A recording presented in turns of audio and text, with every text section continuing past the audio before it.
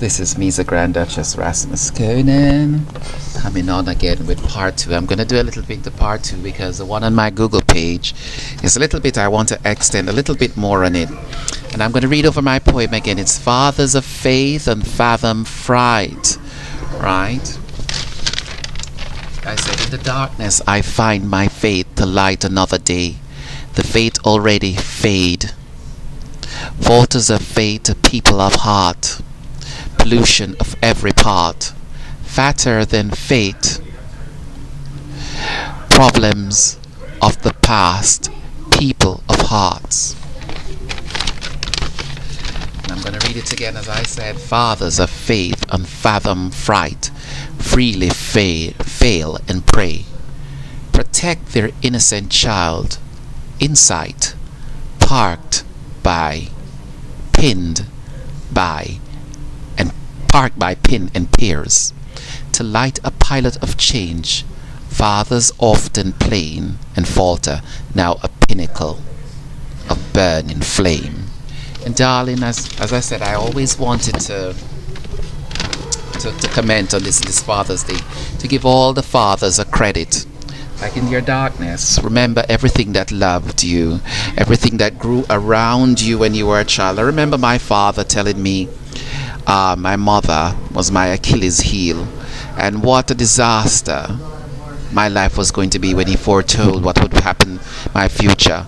My father told me, find my own way without my mother, family. Still being loved by my grandmother and by other members, my grandfathers and so forth. Each member of that family gives something to every single child to be disciple of love, to foster and father love, peace, strong relationship and forgiveness, so that when henceforth you're abandoned or such forth, your elders always know what's going to happen when children are surrounded by them. Parting of ways and move away, of such it was foretold. And so therefore I believe it not until it came to fruition, and it happened. And so in that I give praise to the Father. We're never abandoned by our Father in heaven, not even on the cross, in the darkest hour. He was the beacon of light, that light to the darkness of hell, that light to the mediocrity of purgatory, that light also to the sunshine of heaven, not a spark to touch it. Just like Joseph's father, how hard it must have been to know in the back of his mind that those children killed a child of his, loved by him, but he could not verbalize it. He kept it, heaviness of heart, almost a death of his character, in the grief after giving all those children such love, that they should come upon such evil upon each other. And such it is with Father, always trying to be objective. Fatter than fate they must be to be objective, to inspire each child. Fatter to make each child a light, to see the path that they must come to each other. The fright it must be for them to see a child that may be at a disadvantage. And what happens? They give them insight to brave the day and to make a new way. And what do? That child of insight, abandoned in the world, father's decease, we put our eyes to the sky and we say, our Father, please, fathers of fathers, sons of sons, God of gods, come to us. Whether it be Allah, whether it be Buddha, whether it be God, even Hera, Zeus, Poseidon and Hades, all personified and solidified,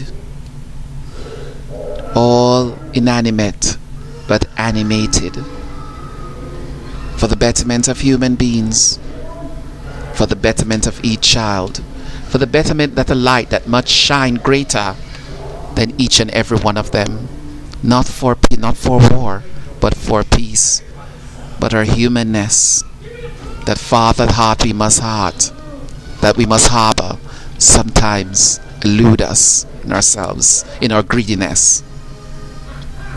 And here we are again. What must a father do? How must a father act? How must a child act? How must he become abandoned alone? And so what will the father do? Wash your hands of each and everything that has harmed you and come to him. So I washed my hand of my mother's family. Nothing more to do with them. Wash my hands of my brothers and sisters. I wash it in peace and leave them in peace. The army they agreed with, the army they stay with, they make their beds together. And as for me, I have had my forbearance told, my burden unburdened, and so I move. I do what I must do. I remember in prayer to God, the most hard time in my life, the hardest part of my life, my adversity. And I said, God, how will it happen? I need you, with tears in my eyes. And the answer to my prayers, in a man I will send you with sincerity, in peace and comfort. A paraclete. Remember, know the parallels. Parallels are people that we can't accept just like us. We can draw the diversity of our table and accept them for themselves. Like me, darling, this Hermes girl. A parallel, objectifiable and detestable to all of them for being myself. The paraclete is the opposite, or something else, somebody else, to give another group the same message. Such it is with Muhammad and the Muslim, and Jesus and the Jews. And so now the next paraclete, who will they be? Who will beckon to the Father? Who is injured by those that have the knowledge of the light and of the power, but still injured and devour because they fear the future and fear when they have the power and the strength to love and to foster and to communicate. Our actions defeat us, or they magnify us. And so whatever it is that we hope to achieve, our actions tell the story. I'm not talking about scandal. Anyone is prone to scandal because of others' action. But a lot of us,